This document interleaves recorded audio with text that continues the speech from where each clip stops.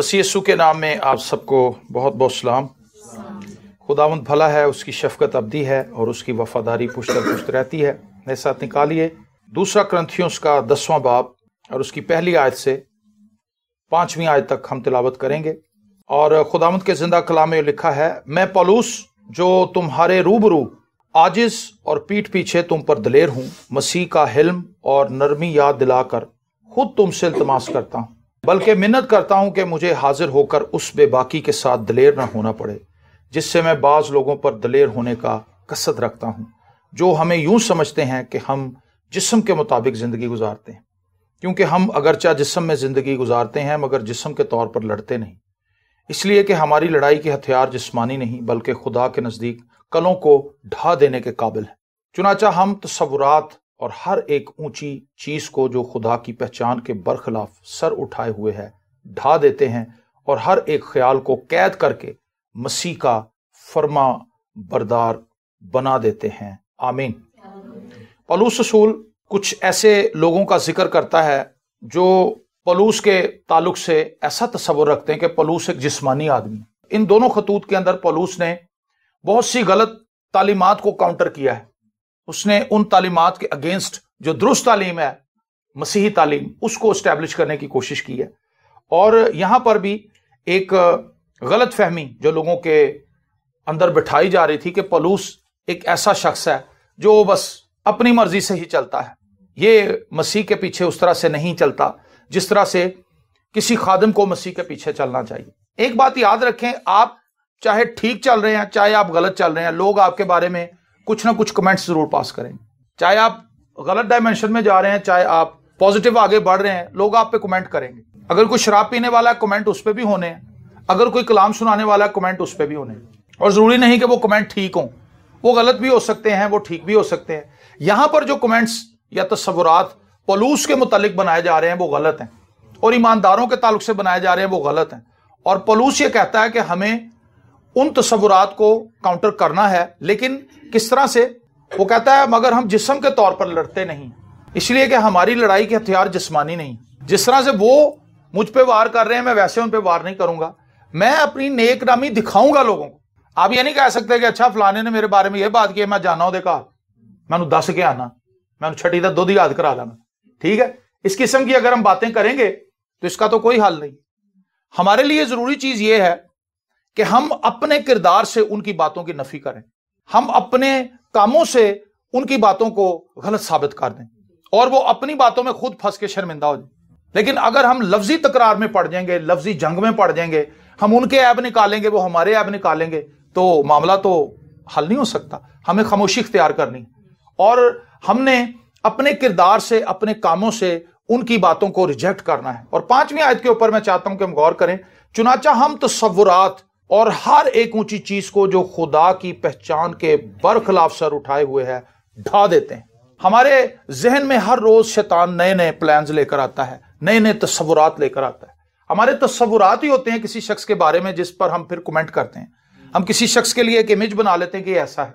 कोई शख्स अच्छा नहीं होता, हम उसको बहुत ही अच्छा प्रेजेंट कर रहे होते हैं। कोई शख्स अच्छा होता है लेकिन हम अपनी किसी जाती वजह से उसके उन पहलुओं को जो बड़े मजबूत होते हैं उसको पसे पुष्ट डाल देते हैं और जो उसकी नेगेटिव चीजें होती हैं हम उसको हाईलाइट कर रहे होते हैं, क्योंकि हमने अपने जहन में एक स्केच बनाया होता है कि हमने इसको फॉलो करना है, हमने इसको लेकर चलना है। तो पौलुस ये कहता है कि तस्वुरात और हर एक ऊंची चीज को जो खुदा की पहचान के बरखिलाफ सर उठाए हुए है ढा देते हैं।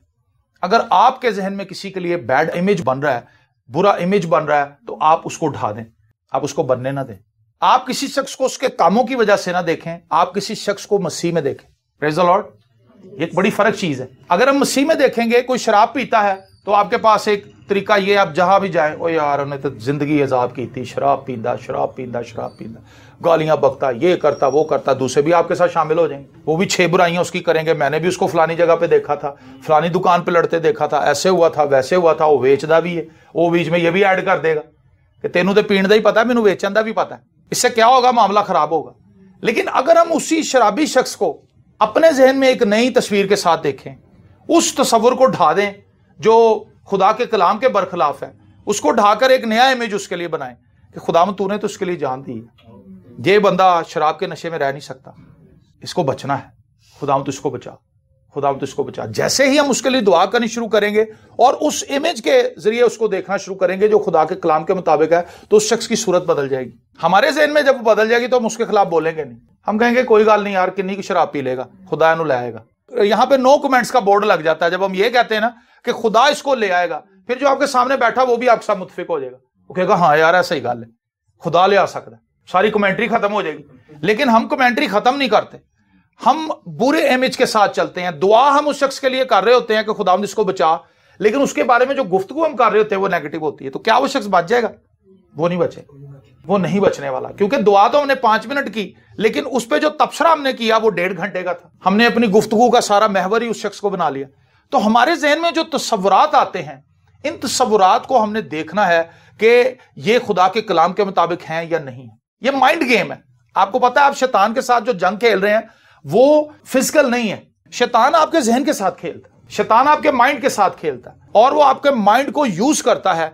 आपके मुंह से निकली हुई बातों को वो पकड़ता है और वहीं से वो आपके गिर्द दायरा टाइट कर देता है। तो पौलुस ये सिखाना चाहता है कि वो तस्वुरात जो ऊंचे ऊंचे तस्वुरात हैं जो खुदा के कलाम से भी कहीं दूर निकल जाते हैं, हमने उनको जगह नहीं बनाने देनी, हमने उनको ढा देना है। Praise the Lord. हमने खुदा के कलाम को पढ़ना है और हमने वो इमेज बनाने हैं अपने जहन के अंदर अपनी जिंदगी के लिए जो खुदा के कलाम के मुताबिक है। और मैं गुज़िश्ता कई दिनों से कई पैगामात में ये बात कर चुका हूं कि खुदा के कलाम में खुदा के वसाइल छुपे हुए। खुदा के वसाइल समझते हैं क्या है? वसाइल सारी रसद, रुपया, पैसा, पावर, ताकत, हिकमत, दानाई, ये सब कुछ जो रिसोर्सेज हैं जिंदगी को गुजारने के लिए, ये कलाम में मौजूद है।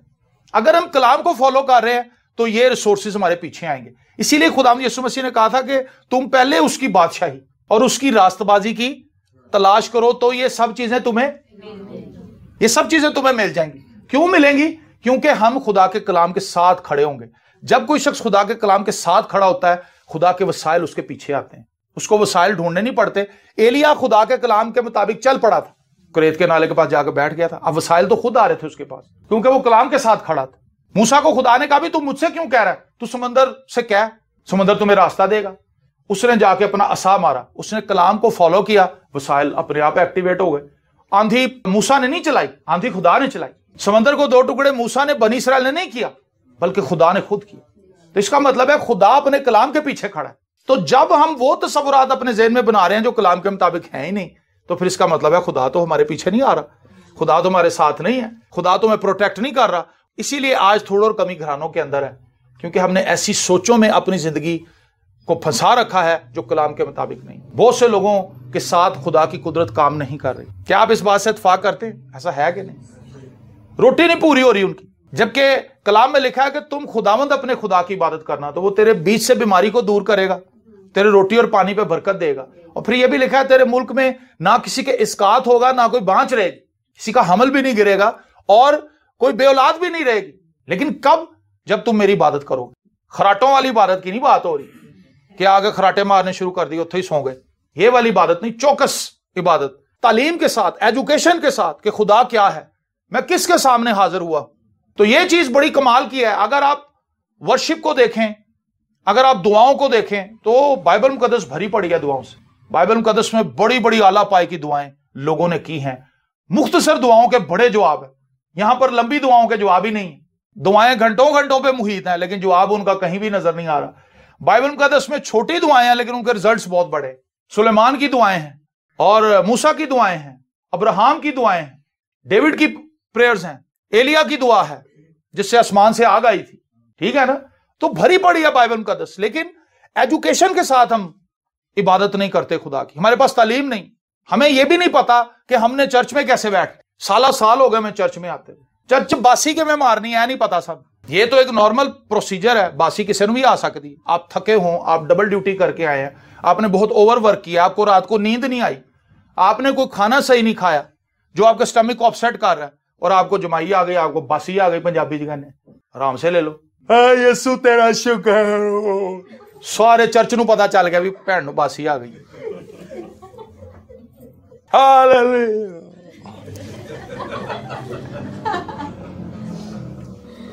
हमें एथिक्स का भी नहीं पता कि चर्च में कैसे बैठ, खांसना कैसे है, छींकना कैसे है, हमें नहीं ये चीजें पता। तो अहद का संदूक जब लेके आ रहे थे तो आपको पता दाऊद ने क्या किया था? दाऊद नाचने लगा, क्योंकि दाऊद की नजर उस वक्त अपनी फौज पे नहीं थी, अपनी रियाया पे नहीं थी, अपनी बीवी पे नहीं थी, अपने आप पर भी नहीं थी। उसकी जो नजर थी वो अहद के संदूक पर थी।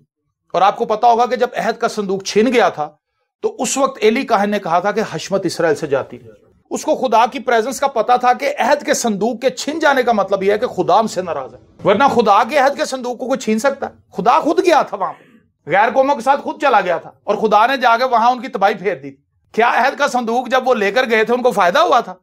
उनको फायदा नहीं हुआ था, उनको नुकसान हुआ था। उबैद दूम के घर में जब उन्होंने रखा है तो खुदा ने उबैद दूम को बरकत दी।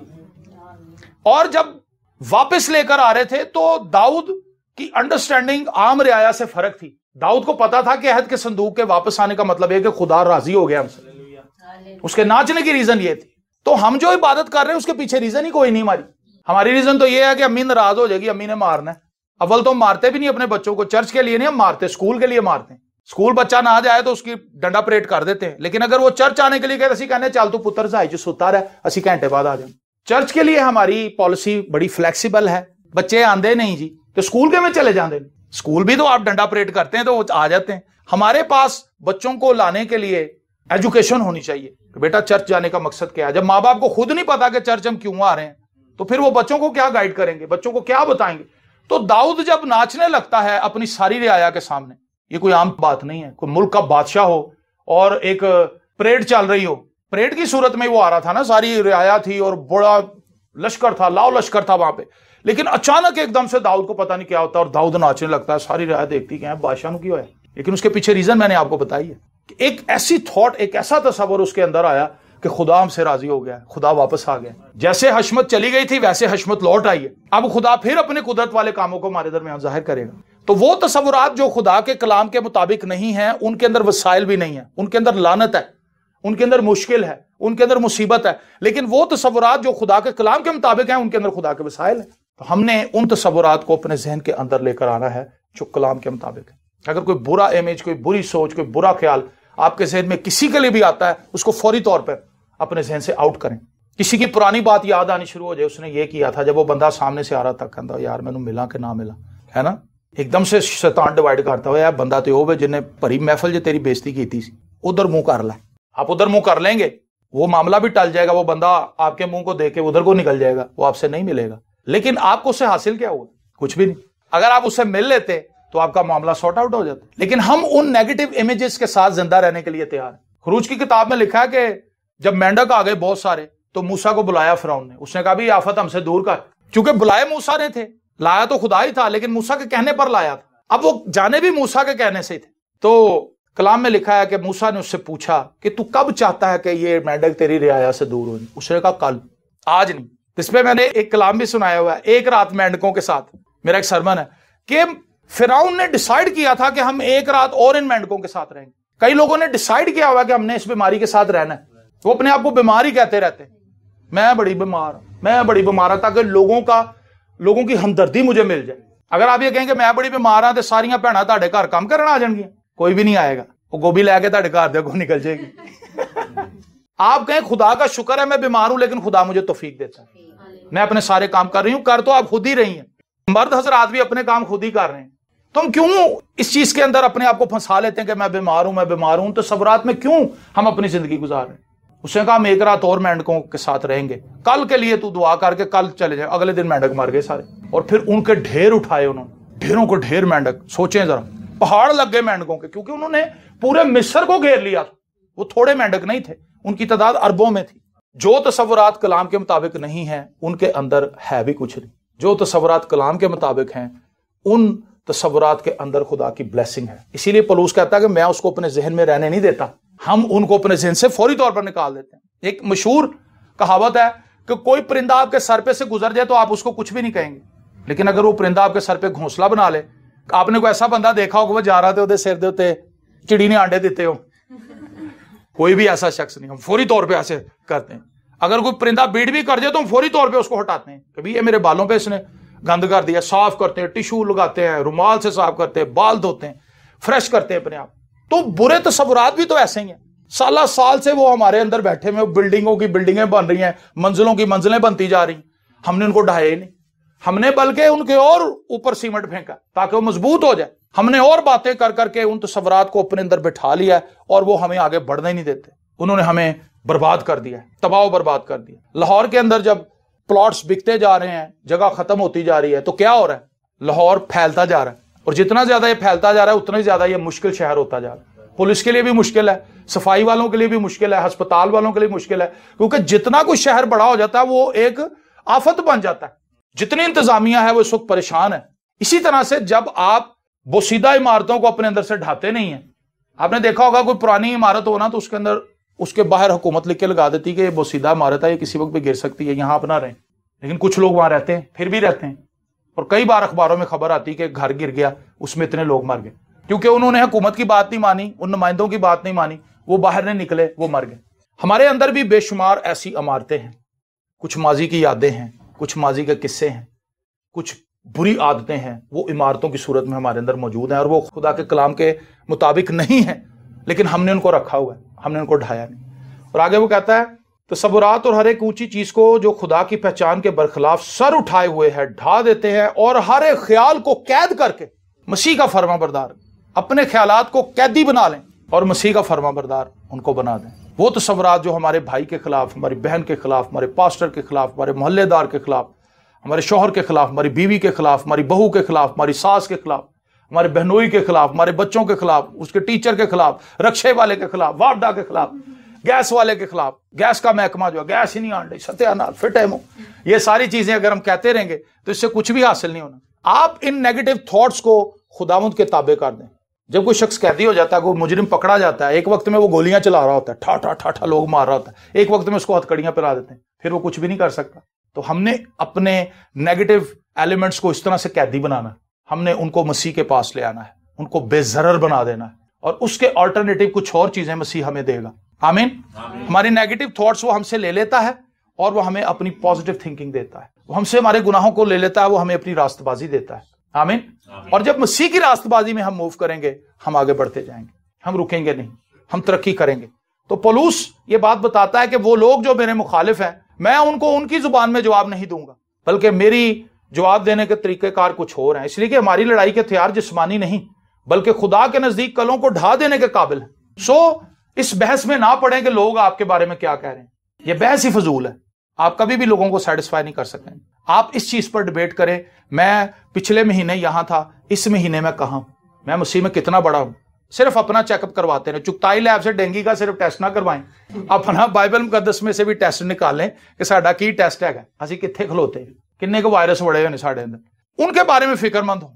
और जब हम बाइबल मुकद्दस के साथ अपने आप को टैली करते हैं, हम डे टू डे अपडेट होते हैं। मैं आपको एक बात बताऊं, कल रात में दुआ कर रहा था, बाइबल पढ़ रहा था, तो एक ख्याल मेरे जहन में बड़ी अचानक जैसे बिजली कूदती ऐसे आया कि साइंस जो है वो पुरानी हो जाती, कलाम पुराना नहीं होता। साइंस की कितनी इजादात थी जो आज उनका कोई वैल्यू नहीं। 3310 जब आया था तो क्या उसकी वैल्यू थी, आज 3310 कहीं भी आपको नहीं मिलेगा। शायद वो किसी रिपेयरिंग दुकान पे, मोबाइल की रिपेयरिंग करने वाले में वो शोकेस के अंदर पड़ा होगा, लेकिन उसको खरीदेगा कोई नहीं, क्योंकि वो एक बैकवर्ड मोबाइल है, वो अपडेटेड नहीं है। लेकिन बाइबल इतने सालों से लिखी हुई है, वो आज भी अपडेटेड है।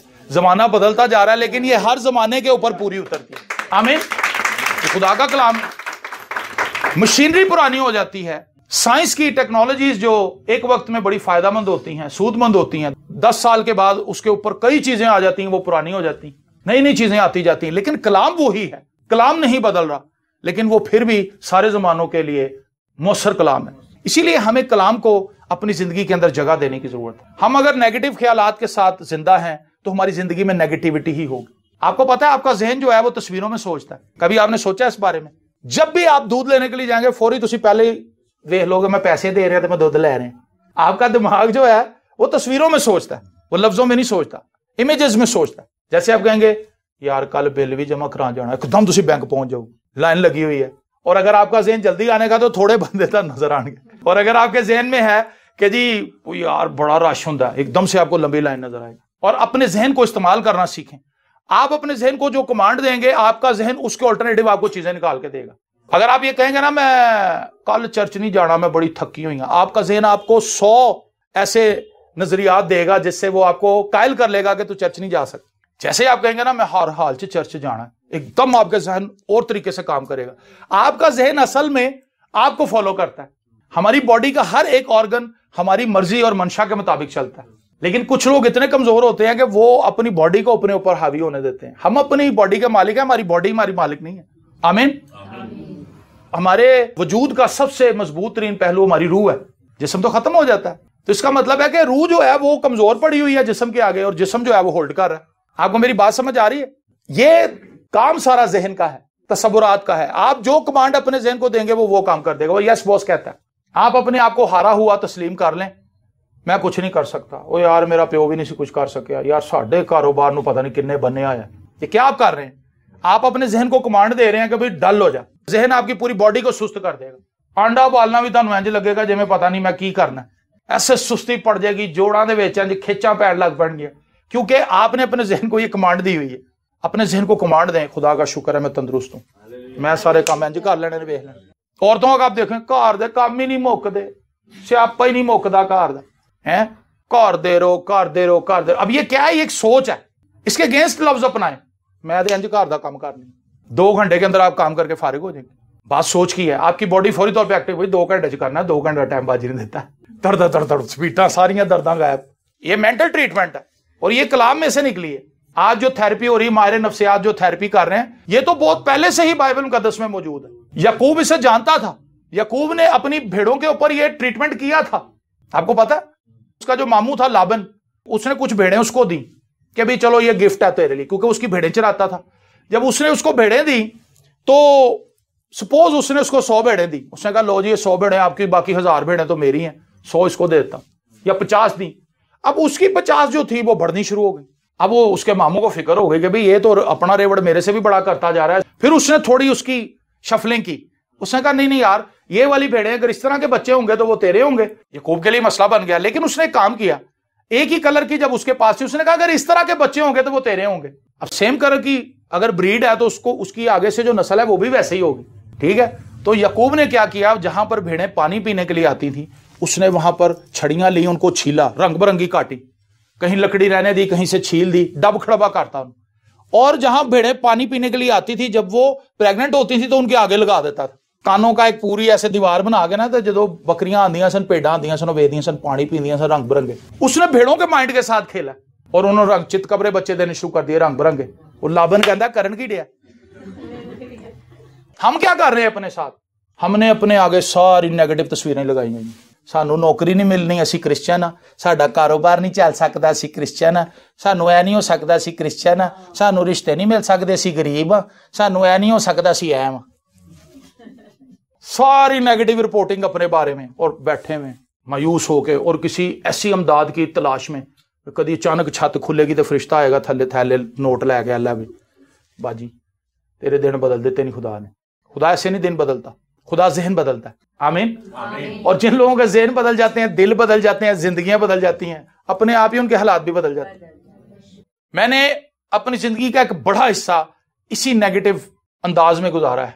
ऐसा क्यों नहीं हो रहा, मेरे साथ ये क्या मसला है, मेरा प्यो क्यों मर गया, मेरी माँ क्यों मर गई, असी अंज क्यों हुआ, ये वो फलाना। लेकिन उसके जवाब मुझे कभी भी नहीं मिले, क्योंकि उनके जवाब खुदा देने नहीं चाहता। खुदा ये चाहता है कि हम उस पॉइंट पर आ जाएं जहां पर खुदा हमें बरकत देना चाहता है। और जब हम उस जगह पर पहुंच जाते हैं, हमें खुद समझ आ जाती है कि हम कितने बेवकूफ थे, हम कितना गलत काम कर रहे थे। आप बिजनेसमैन हैं, आप कोई भी काम करते हैं, पॉजिटिव सोचें और कलाम के मुताबिक सोचें। बाइबल मुकद्दस को इतना पढ़ें कि ये आपके तस्वुरात और आपके ख्यालात पर हावी हो जाए। इसीलिए हम बार बार ये बात कहते हैं, हमारे चर्च के अंदर ये बात बार बार बताई जाती है कि आप कलाम को पढ़ें, कलाम को पढ़ें, दुआ करें, कलाम को पढ़ें। अपनी घर के अंदर इस चीज को अपनी आदत में शामिल कर लें कि मैंने बाइबल पढ़नी है। आदतन नहीं, इसको सीखने के लिए, इसको समझने के लिए, क्योंकि इसकी हर एक बात ऐसी बात है जो आपकी जिंदगी को बदल देगी, आपके हालात को बदल देगी। आपको समझ आ जाएगी कि खुदा मुझे कहां लेकर जाना चाहता है। देखा, मांग तो मैं कौमों को तेरी, तो खुदा में कहां लेकर जाना चाहता है, हमारा लेवल क्या है? क्योंकि हम कलाम को जानते ही नहीं, हम खुदा को जानते ही नहीं, हमें खुदा के बारे में पता ही नहीं। वो कहते हैं कि एक शख्स को मिट्टी खोद रहा था गधे के साथ, और वो मिट्टी लेकर आता था, लोग उससे मिट्टी खरीदते थे, वो लेपता था। उसको लाल मिल गया मिट्टी में से, उन्हें डोरी ले आके खोते थे, गल च बांधता। और जब वापस आ रहा था गाँव में, तो किसी बंदे ने देख लेने को, यार लाल हैगा कमियार को, कहता है तेन कितों मिले लाकट, कहता ओ बस यार मिट्टी जो मिले, मैं आया चलो खोते नूं पा दे, वे किड्डा सोहना लग रहा। अब उसको पता ही नहीं था कि लाल है, इसकी कीमत क्या है। उन्हें कहा तू इंज कर यार, ऐ ना मैं अपनी कुड़ी नूं दे दांगा, उन्होंने बड़ा अच्छा लगेगा, छड्ड खोते दा पाण वाला काम थोड़ा, तू 200 रुपया मेरे को फड़ दे, तू मैनू। खुश हो गया। उन्हें कहा मैं सारा दिन मिट्टी सुटना तो 20 रुपये कमाना, तो यह तो 10 दिन की दिहाड़ी लग गई। उन्हें कहा फड़ा 200 रुपया। 200 रुपया गुल्लक च पाया तो घर जाके सो गया। लेकिन वो शख्स जिसने लाल खरीदा था वो तो तर गया। तो जब हमें चीजों की अहमियत का पता नहीं होता, हम उनको बेकार ही जाया कर देते। जो वक्त आप सो के गुजार रहे हैं लाल ही है। जो ड्रामे अगे असी बैठे हुए हैं लाल ने, जिहड़ी सी जाया कर रहे हैं। पुत्र नूं कहने मेरा लाल इधर आ, क्यों? क्योंकि वो बड़ा अहम होता हमारे लिए। इधर आ मेरा पुत्र नूं चो बनया है, ले लिया। मेरिया 3 कुड़ियां, पुत्र मेरा एक ही है, मेरा लाल है। कुड़ियां की ने ये सारा वक्त जो आप जाया कर रहे हैं, हम जाया कर रहे हैं, ये लाल है। ये बड़ी कीमती चीज है। वक्त की रफ्तार बहुत है, लेकिन हमें वक्त की रफ्तार से तेज होने की जरूरत है। और मैं इस बात पर ईमान रखता हूं कि हम अपने माइंड के ऊपर काम करेंगे। अपने माइंड को खुदा के कलाम से भरना शुरू करें। पॉजिटिव थिंकिंग असल में खुदा के कलाम में से आती है। ये नहीं कि आप अच्छा सोचना शुरू कर दें। आप कैसे अच्छा सोचेंगे? कहां से लाएंगे अच्छी सोच? अच्छी सोच तो खुदा के कलाम में से आती है। तो जब कलाम को ही नहीं पढ़ा तो अच्छी सोच आएगी कहां से? इसीलिए हम कहते हैं कि अगर पढ़ नहीं सकते तो सुन लें, अगर सुन नहीं सकते तो किसी को कहें कि मुझे पढ़ के सुना। बातचीत करें कलाम पर। खुदावंद यीशु मसीह ने कैसी बात कही है, हालेलुया। हम इसको अपनी जिंदगी में अपनाएंगे, हम इसको अपनी जिंदगी में अडॉप्ट करेंगे। जब आप कलाम पर बातचीत करना शुरू करेंगे, आप गैर जरूरी गुफ्तगू से बच जाएंगे। हमारी जिंदगी में ज्यादातर गुफ्तगू गैर जरूरी है, जिसका हमारी ना तो जिंदगी से कोई ताल्लुक है, जिससे ना हमें कोई फायदा होने वाला है। हम ऐसी प्रैक्टिसेस में पड़े हुए हैं जिनसे हमें कुछ भी हासिल होने वाला नहीं। हम मायूस लोग हैं क्योंकि हम खुद मायूसी बो रहे हैं। जब हमने मायूसी बोई है तो मायूसी ही हमने काटनी है। हम खुशियां कैसे काट सकते हैं, हम बरकत को कैसे रिसीव कर सकते हैं, जबकि हमने बरकत वाला काम किया ही कोई नहीं। तो पौलुस क्या कहता है? चुनाचा हम तसव्वुरात और हर एक ऊंची चीज को जो खुदा की पहचान के बरखिलाफ सर उठाए हुए है ढा देते हैं और हर एक ख्याल को कैद करके मसीह का फरमाबरदार बना देते हैं। आमीन। सो आइए आज से इन चीजों को जो हर रोज हमारे जहन में गर्दिश करती रहती हैं, अपने जहन से आउट करना शुरू करें। यीशु के नाम से उन्हें बांधना शुरू करें।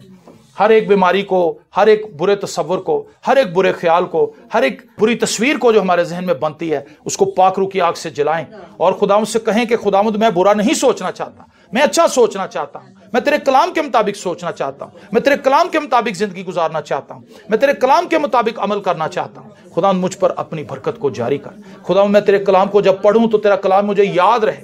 जब मैं तेरे कलाम को पढ़ूं खुदावंद तो तेरा कलाम मुझे समझ आए। जब मैं तेरे कलाम को पढ़ूं तो खुदावंद इसको समझने के बाद खुदावंद मैं इस पर अमल भी कर सकूं। हालेलुया। खुदावंद तेरा शुक्र करते हैं। हम अपने जहन को तेरे सामने लाते हैं। हम अपने जहन को खुदावंद तेरी हजूरी में पेश कर देते हैं। मिन्नत करते हैं कि ये एक बेहतरीन कमाल का ऑर्गन जो तूने हमारी बॉडी में फिट किया है, हम इसको इस्तेमाल कर सके, हम इसको यूटिलाइज कर सके, हम इससे फायदा पहुंचा सके, दूसरों को फायदा पहुंचा सके। तेरा शुक्र हो, तेरा शुक्र हो। और जब हम दूसरों को फायदा पहुंचाने के बारे में सोचेंगे तो यकीनन फायदा हमें भी होगा। पहले हमें होगा, बाद में दूसरों तक वो बात पहुंचेगी। खुदा हम तेरी बरकत को मांगते हैं। उन तमाम बहनों भाइयों के लिए भी तेरी ब्लेसिंग को क्लेम करते हैं जो खुदा हम इस पैगाम को बाद में सुनेंगे। हम उन पर भी तेरी ब्लेसिंग को जारी करते हैं। हम उनके लिए भी तेरी ब्लेसिंग को क्लेम करते हैं यीशु के नाम में। मिन्नत करते हैं तेरा हाथ उन पर भी बढ़े, उनके घरानों पर भी बढ़े। तरह तरह की मुश्किलात और मसाइल जिनके अंदर हम घिरे हुए हैं और जिनमें से ज्यादातर मसाइल और मुश्किलात हमने खुद क्रिएट की हैं अपने लिए, हम उनमें से बाहर निकल आए। हम एक नई सोच के साथ आगे बढ़ें, हम कलाम के साथ आगे बढ़ें, हम यीशु के साथ आगे बढ़ें, हम जिंदगी के बानी के साथ आगे बढ़ें और खुदावंद तेरी कुदरत को अजीब तौर से अपनी लाइफ में एंजॉय करें। हम अपनी जिंदगी से दूसरों को यह दिखाएं कि मसीह के साथ चलने वाले कैसे होते हैं। ऐ खुदावंद एक चैलेंज लेकर आज यहां से हम जाएं और खुदावंद तेरी तमजीद और तेरी सताइश हमारी जिंदगी से होती है। दिल की गहराइयों से तेरी शुक्रगुजारी करते हैं यीशु के जिंदा, कादिर, अब्दी और जलाली नाम के वसीले से। आमीन।